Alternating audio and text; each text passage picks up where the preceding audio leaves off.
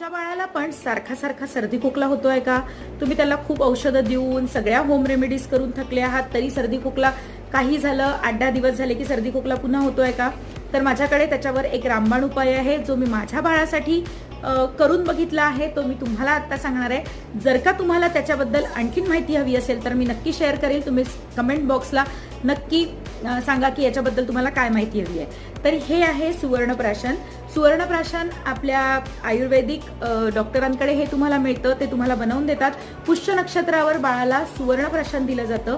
याच्यामध्ये जे काही सोन्याचा अंश असतो आणि हे बाळाची इम्युनिटी स्ट्रॉंग करतं, त्याच्यामुळे बाळाला कुठल्याही प्रकारच्या रोगापासून लढण्याचं किंवा त्याच्यापासून संरक्षण मिळण्याचं बळ बाळाला मिळतं. आणि हे अशा एकदम जेली फॉर्ममध्ये येतं. तर हे मी माझ्या बाळासाठी बनवून घेतलंय. मी हे कुठून घेतलंय याच्या जर संबंधित तुम्हाला माहिती हवी असेल तर नक्की कमेंट बॉक्समध्ये माहिती हवी आहे असं सांगा.